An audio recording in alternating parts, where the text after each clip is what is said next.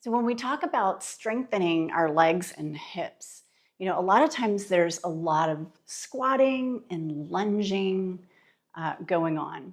And if you come into a lunge or a squat that you might do regularly, I want you to feel where you feel it.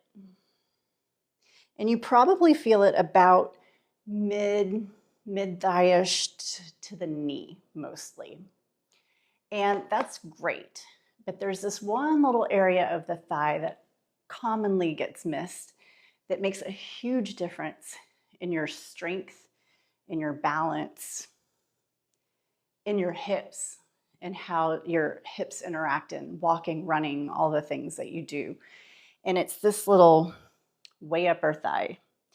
So if you'll grab any object, I'm going to use a yoga block, but you might just have a book or a pillow or something nearby that you can use. And have a seat. We're going to grab a little spot against a wall or against something like a sofa, something that has a back that when you sit down,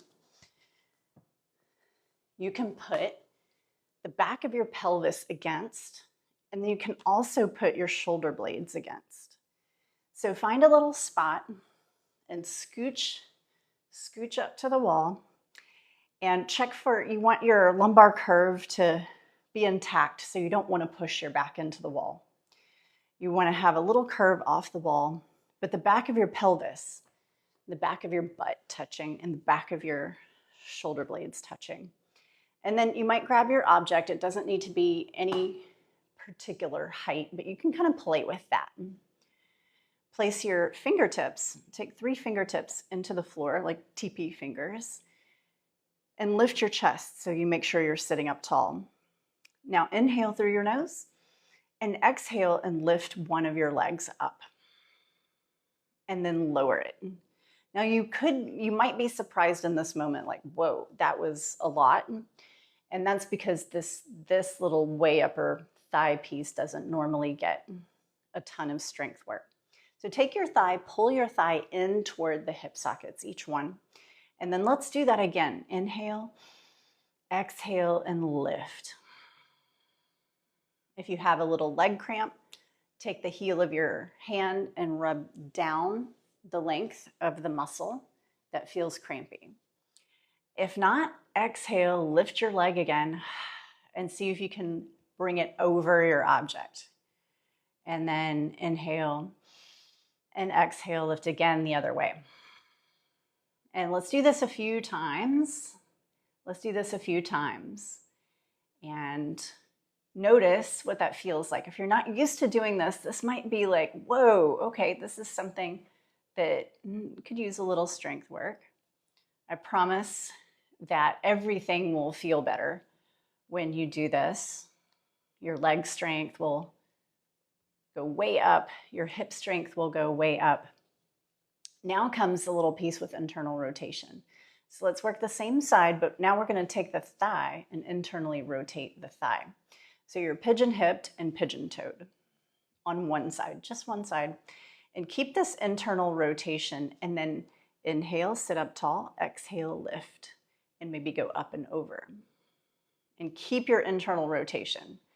Keep the internal rotation.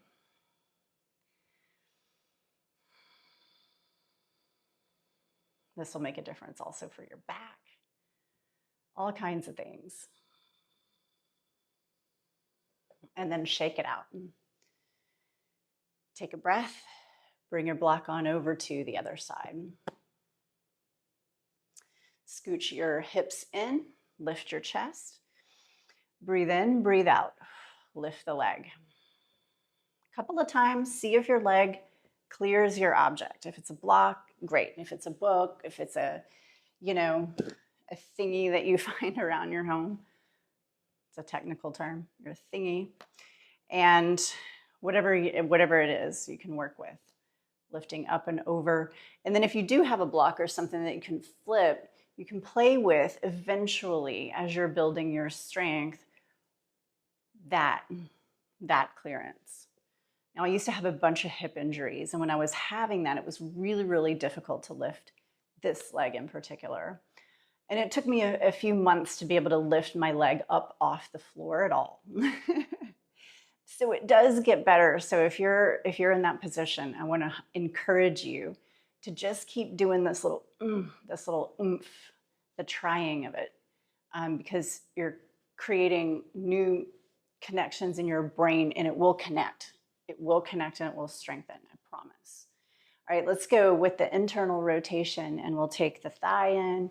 So you're pigeon hipped and pigeon toed. Inhale, and exhale, lift your leg up and over. Up and over. Now I see a lot of people doing this, but not against the wall. Now the reason I have you doing this against the wall is because if you do it in the middle of the room without the wall, you're going to use your back and your abs both to do the exercise instead of working your thigh and your hip flexors. That's just the case. Everybody does it. It's a global phenomenon. And so what I want you to use is this way upper thigh piece and your hip flexors. And so that's the reason the wall is so important in this exercise. All right, let's gently come out. Put the block to the side. Again, if you have any cramping, or even if you don't have any cramping here, take your hand and rub down the length of the muscles that you just worked so that you soothe that area a little bit. Awesome. Okay. Now, one thing I like to do is if I'm doing any kind of workout exercise where I'm doing a lot with my thighs, I like to roll them out. And this is a set of fascia balls. This is 2 balls about the size of a tennis ball. So if you don't have these, what you can grab are 2 tennis balls. You put them in a little sock and put a little rubber band around them to make this fascia ball set for yourself. And then what we'll do is we'll place them on the floor where I'm going to put my hip. I'm going to put my hip on the floor so that they align in the front of the hip, right in this little area. I'll put one knee forward, one hip on the set of fascia balls. Now I will roll a little bit forward and back and then rotate a little bit side to side. And I might find just the right area here. When you find it, you know. And take a couple of deep breaths. Now what I'll begin to do is I call this the military crawl. So I have one knee out here to the side, and I'm just using my elbows and my knee and my foot behind me to pull forward so that the balls begin to roll toward the knee and massage all this area of the leg. And fascia balls are really, really useful because they're a safe way to roll out some of the trigger points that get tight in your body. And I know foam rolling is a little bit popular, but some areas of your body it can actually injure. So I err on the side of caution, and I always use fascia balls.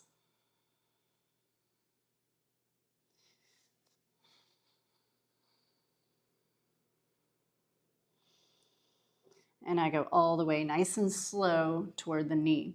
Now, if you have any areas that are really sticky or tight, you might want to spend a little extra time there and a little extra breath. For now, I'm going to push out of this. I'll ask you to go to the other side.